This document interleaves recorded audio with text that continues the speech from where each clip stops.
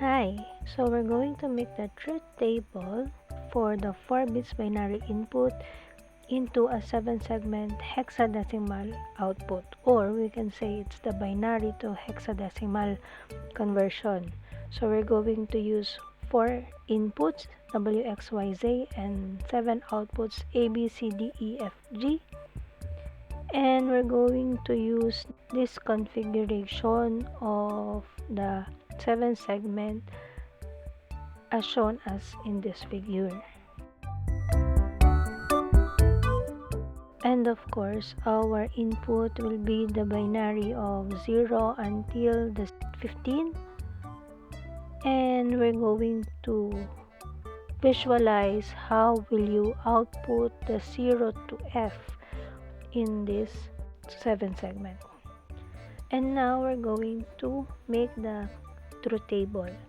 So for 0 ang C, then the rest will be 1. For 1, we're going to use the B and E, and the rest will be 0. For the 2, 0 ang D at saka ang E, then the rest will be 1. And for the 3, 0 naman yung ating D and G, and the rest will be 1. Okay, and for our number 4, 0 will be at the A, the F, and the G, and the rest will be 1.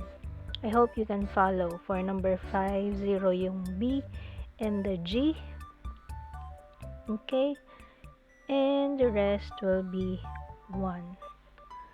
And for the 6, so para iba, that will be different. For the B, we're going to use 0 for the variable B, then the rest will be 1.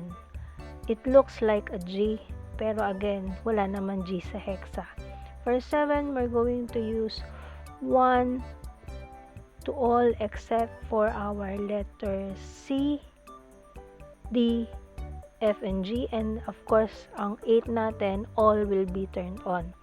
For number 9, 0 ang F and G, and the rest will be 1, as you can see on the table. A, all will be 1 except for letter F. And the letter B, different from 6, 0 ang A and B, then the rest is 1. For letter C, 0 ang B, C, and E, and the rest will be 1. And for the letter D, 0 ang A and D variables, and the rest will be 1. For letter E, 0 for letter B and letter E, and the rest will be 1.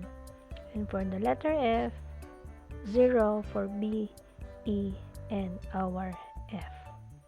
Okay, so this is our truth table.